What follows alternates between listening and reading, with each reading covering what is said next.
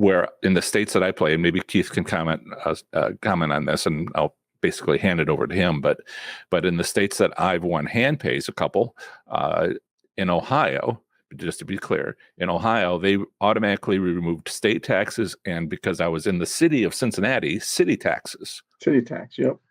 But they made federal optional. That was up to me, and including how much I would care to remove. But then I was in a tribal casino in Connecticut, and I won a $4,500 hand pay at a high limit pull event, and no taxes were taken out. So we may have some hard questions for Keith here about, so if you're on a reservation, and, why do they do that? I don't think the question is whether it's required to be taxable.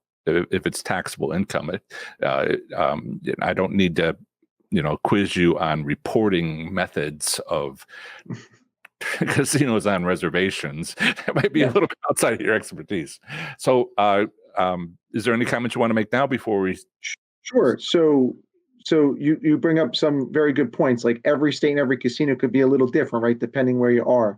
Where, depending what state you're in, they could hold tax or not, right? Same thing with the tribal reservation you're talking about. They might not have a withholding requirement, right?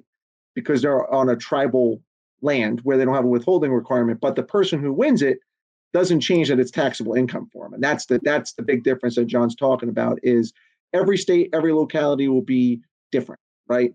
So when you get your W-2G that John walked through on the screen, it could look different for everyone that's in this stream, depending on where they won a jackpot. Some casinos don't do very good at it, even though they're supposed to do it. Even here in Pennsylvania, I've seen where people have, given me their Excel sheet very similar to what that John has, but John's sheets are very detailed and very good. And, they will keep track of all those things. And it'd be amazed that sometimes some casinos don't hold the state tax and others do. And then others will do, when you get over the $1,200, withhold tax, and others don't. That's on the casino at the end of the day. It has nothing to do with you personally, what you need to do. How it affects your taxes is how it affects your taxes. So gambling winnings is taxable.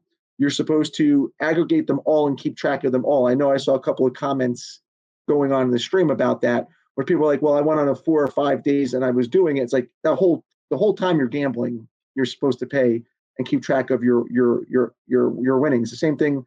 You have to keep track of it, because at the end of the day, you need to put it on your tax return.